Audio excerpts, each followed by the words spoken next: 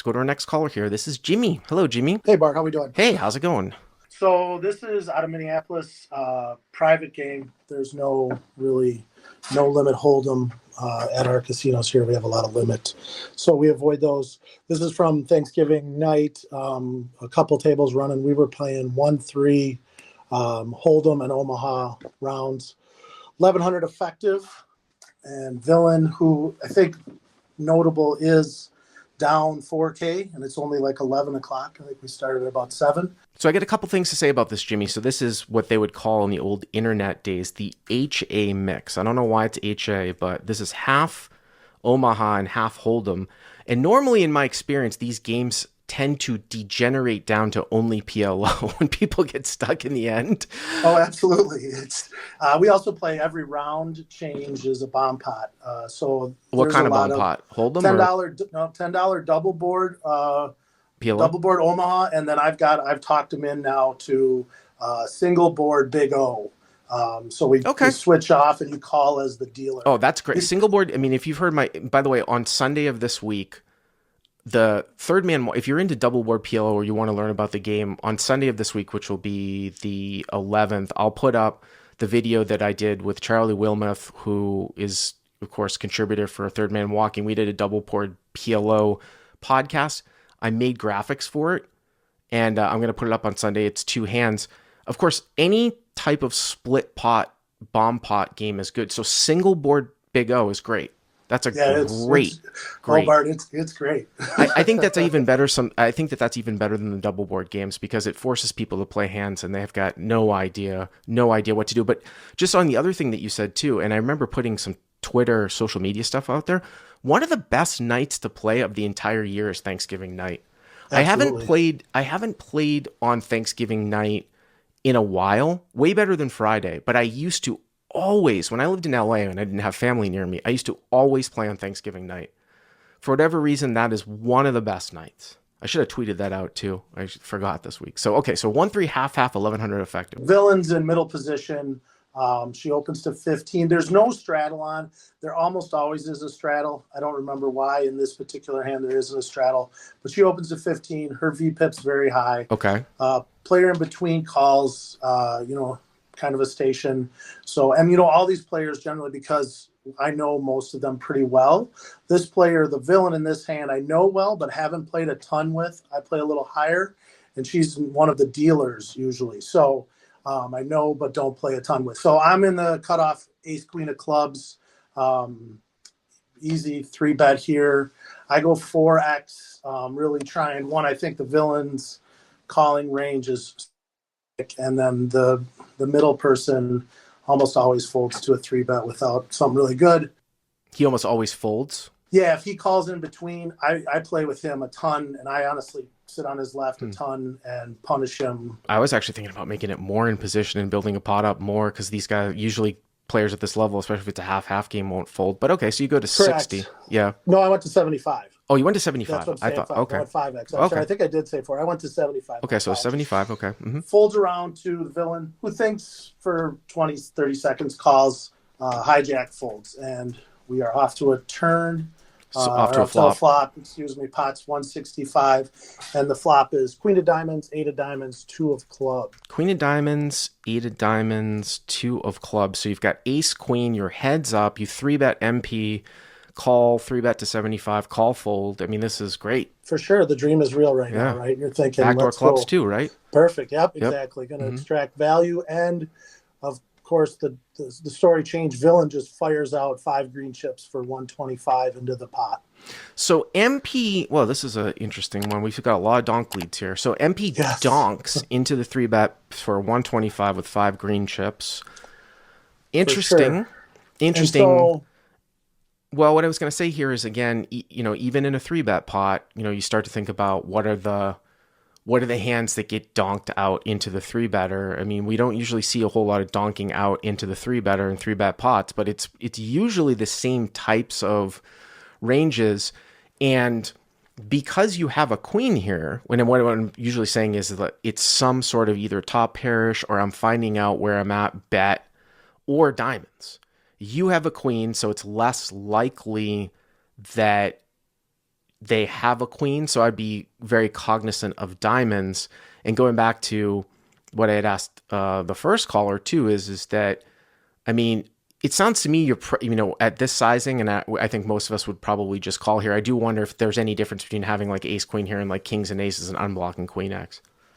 Yeah, I think if I have kings or aces, depending if I have a diamond or not, too, in particular, I think I might put more money in the pot against this player. I felt like I was exactly where you were at. I was thinking this looks like diamonds, some worse queens, and maybe the occasional like small percentage of like sets of eight, just like tiny percentage. But that was it. I was either way. So Now, wait a minute, Jimmy, too. I will say, too, and again, I'll go back and forth with this, too, with the live chat here, because I was just about to say what this doesn't represent to me, if you're talking about the theme of this show and like noticing betting patterns, I would be absolutely shocked if you didn't have the best hand here. Like, is someone going to donk out with a set of eights or a set of deuces here, or God forbid, it doesn't sound like this, she has queen eight suited in her range. So then the question then becomes is, do you have the best hand here, and can you just play for stacks right now? Just raise, get money in against the combo draw. The draw in itself is fairly transparent. Now, you could also make a case here where if you call, you're putting 250 in here on the flop, the pot's going to be 415 moving to the turn, and then you've got 900 left. So you could still get the money in across two streets, but that does have some merit here, I think, to raising. Yeah, for sure. And I did think about that. I really thought, like, I guess being in position, I thought I can play this perfectly. I think I'm a pretty good hand reader. I felt like I could see what's happening, and kind of basically extract max value and get out of any situation. I didn't give, honestly, raising a ton of merit there because I really, with this player who's stuck, I wanted to keep all of her bluffs in for sure. That was I think, teetered me over the edge there. So I did just call the 125. Well, let me ask you this question. Does she have any naked bluffs, though? Is she ever doing... I mean, here's the thing, too. Like, that when she takes such a large sizing and you call, if she... And I don't think this comprises a large portion of her range, but if she has any I'm finding out where I'm at bets with, like, 9s, 10s, something like that, I just feel like your call freezes her anyways. There's going to be a check on the turn. She's just going to... do a lot of mucking anyway, so why not try to get the value from diamonds or a worse queen now? I mean, I think is that makes sense. Yeah, the worst queen in particular. I did think, honestly, like, she might have an 8, and let's just keep her in. But yeah, I hear what you're saying. We're also, it is it's a 1-3 game, and I know everybody says it's played bigger, but it's still a 1-3 game. We are 300 big blinds. Sure. Or actually more. We're almost 400 big blinds effective. I don't know if that's really not my, I'm going to say, style, to put 400 big blinds in against anyone. Yeah, but we don't have to look at it like, I wouldn't get too scared about like the paper blind depth here versus just like looking at the range. And but by the way, too, when you said, because I'm ready to play for stacks here and I'm just trying to get the money in. When you said 8x here too, I think that is the same sort of type of thing. You want to keep her in with 8x, but your call is gonna, I mean, here's the thing. She donked for 125. You're calling, like, you don't have a ton of ace king. I mean, I suppose you could have like ace king with the ace of diamonds, but okay, so now the turn comes off like a 3. Is she going to check call with 8x here? I mean, that would be the reason for calling as opposed to raising, but I do think with this player, we could twist her up, but fair enough. I hear you. So, want to go to the turn? Yeah, go to the turn. Yep. The turn is blank, 5 of hearts. Okay, big blank. And then now she leads right back into me for 240. So she's continuing to donk into you. Continues to donk into me. And this is where I guess I started to get into the blender and ultimately get a little twisted up. So she leads into me, and I did for 240, right? 240, yep, into the pot. And I thought about it for a while. I actually took more time than I usually do, and I really started to wonder if she was just setting a price here, or if maybe now with this sizing had more value than I was giving her credit for. But I was sort of having a hard time finding that value. But Jimmy, what value though? What value? Yeah, the value would be like a set of 8s. Our king queen with king queen was in that I have if this mid-position lady playing half-half live HA on Thanksgiving is leading into me with a set of eights and a 3-bet pot, she's going to get my money. She's going to get my money. I'm just doing some math here. So 240, if you call, this is how I do it on the table here too. I'd be like, okay, the pot's right around 900. I've already put in 125, 200. So I put in 440. So I've got like what, 650-ish left, and the pot would be like 900 if I call. That's exactly right. Yep. So you left. You probably have the option here then, because it's still 2/3 of a pot size bet left. Like you could call, and then if she checks here's the thing. If I call here and the river's a brick, like a non-diamond, and she checks, you have to move all in. Oh, absolutely. What I was going to say is that it may be like, once in a while you get like a dicey, like Broadway card or a diamond, but, and it's not even just that it's not, if a diamond comes, it's not that you don't have the best hand. It's just that the calling range now gets more compact when the diamonds come. Whereas like if the river is like, if you call and the river's a black 3, she's going to call with any queen as played. Like you're going to get the call from king, queen, I think, with front door diamonds. So if you are deeper, this is where I like to take the betting lead away. Like if you're deeper, sometimes I even, as crazy as it sounds, because this hand is so extreme, because I always think you have the best hand, I will sometimes even click it up because I want to get the money now that will shape a larger bet on the river.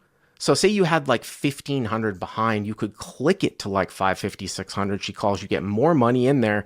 It leads to another bet at the end. Here, you sort of have the option of calling because it's 2/3, and it's because now if you click it up, I suppose you could go to like 500 and just, and just sort of call off. I think it's actually pretty close. But I still think you have got the best hand here, though. Well, that's how I felt. And I thought that I could, again, continue to play rivers really well, and that I would get her to put in a bunch of money with a hand as weak as like queen 10. If I called, it felt like she had a little bit of steam coming out of her just from the general gameplay. And so I did, like I said, tank here, but I had decided to call. I wanted to keep her honestly firing away, because this bet in particular kind of threw me for a loop. I'm like, well, what are we doing other than setting a price on a flush? Well, and then we've got some really, as always, we've got some good comments here in the live chat that I want to bring up. Alex Kloss says, well, if she has a set, give her money. We know that. But some people talking about, Alex Kloss says, diamond draws aren't folding to a jam. This is the whole same concept, whether we want to click it up or jam. Here's the problem. If we don't raise here, here's the disaster. There's two disasters that can happen. Okay. Number one, diamond draws that would call off don't bluff the river. And now you're giving a reverse free card, right? You're losing that value. And then the other disaster I feel like is a queen that will play for stacks. You don't get stacks in because a diamond comes at the end, and both of you get scared. Those are the two things. The diamond's not paying off, definitely. I also will say, though, I felt like this, it's just funny because we're going to get to a river where this is where I got twisted up a little bit, where I almost think a different thing, where I was like, I could see her just ripping having a diamond draw and ripping for all non-diamonds, trying to bluff me off. Tomato Soup says she could have Jack Deuce of diamonds because she's a donk in an HA game who led into the pre-flop razor in a 3-bet pot. You'd be surprised what people will show up with in these HA games for sure, right? They're playing any 4, so. He's definitely right. Yeah. I put her on any diamond draw here, so. I think I would have put money in Jimmy. I would have put, Jimmy, right? Yeah, I would have put some money in on the flop or on the turn. Okay, so 895 to the river. And then to the river is the ace of diamonds. Oh, no! Exactly. And Villain thinks about it for about 3 seconds and rips in 655. Oh, no. I was saying at first, oh, no. I was in pain because I thought Villain checks, and I was like, oh, God, you lost against King Queen. You lost all the money that you could have got against King Queen, but now she shoves. And I tank. For how much is it? It's 655 is what she has left here. Wow. So wait a minute. So we got a donk on the flop, a huge donk on the turn. And of course, again, if anyone's reasonable, most of the diamond draws that you would think that would defend a 3-bets pre-flop would consist of ace X of diamonds. But now it kind of screams out at me like, was she combo drawing? Is she sort of wide, like this guy says this in this HA game, like a Jack 9 of diamonds, Jack 10 of diamonds, something like that? This one sucks for you. Well, this one did suck, and it did suck. And um, I, I gave her credit when I did the what hands does she show up in range here. I had her every diamond draw you could think of, from the really good ones, King Jack, King 10, to Jack Deuce or whatever. So I gave her all the diamonds, and then I could not. I just struggled to find bluffs. Now, before you give a result too, I want to give some commentary from some of the people that are saying in the live chat. Some people are saying snap call it off. Now, I don't think it's a snap call off. I think it's much, much closer than some of these guys are saying, but I think some people would say, oh, it's a snap call. You made ace queen. I think the more important part of this is the fact that the diamond is an ace here, which is better for you than if a diamond was like the 3 or something. Well, you know what I'm saying? Because Absolutely. it would tend to say that there are less flushes here, but I got to tell you, this is sort of a game dynamics type of thing. I mean, it would be like 1555, 655 to call. So you're getting maybe 2.5 to 1. I mean, obviously there can be all kinds of things going on Thanksgiving. She might have had 7 glasses of wine and she, loaded up on tryptophan, right?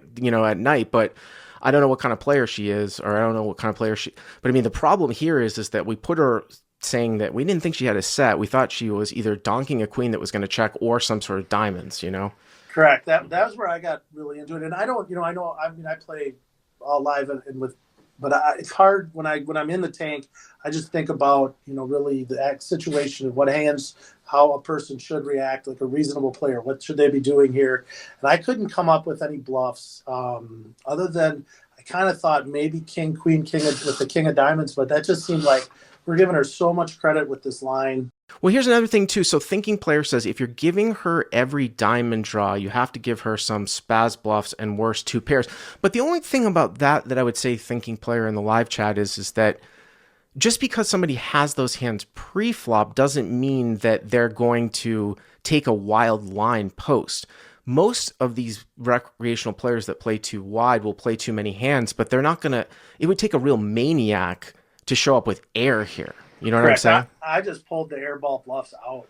This person had a hand that they thought was good or was on the come the whole time. This isn't just random 4 or 5. This is something more than that.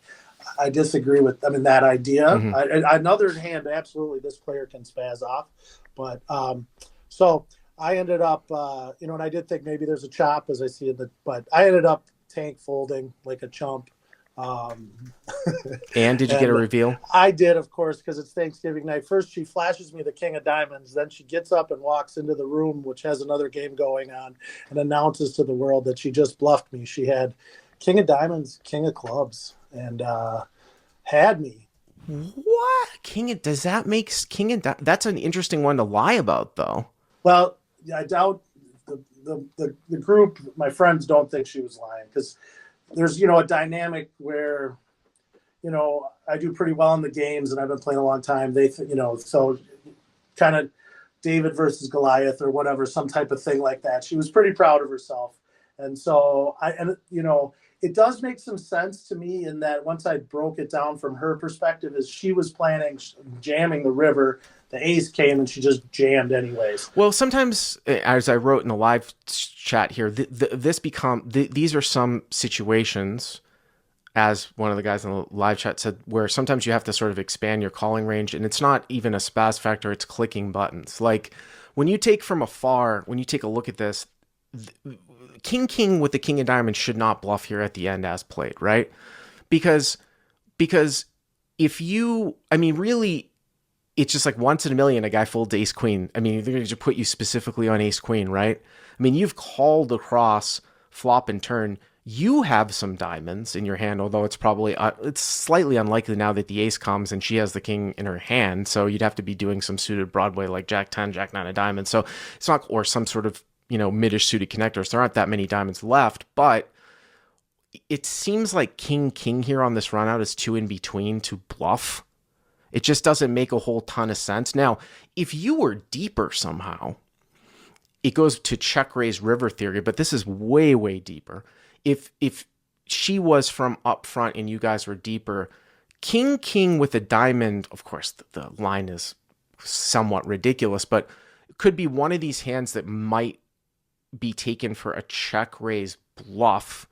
And the way that you structure a river check raise bluff, of course, is that you take a hand that has some showdown that you decide no longer has showdown when the person in position bets, and then you would choose to check raise bluff it, as opposed to a hand that had no showdown value where you checked and you lose when it goes check, check. You take something with some showdown value and then you turn it into a bluff. But coming up front and then just blasting away with king, king from up front just doesn't make a whole lot of sense. It doesn't. And the fact that she didn't 4-bet pre, to me, that's where I went back to. I was like, I took that hand out. I thought, to me, that's where I got to the end, and why I folded was I thought she either has a flush or she has the only fold I could think of was king of diamonds, queen.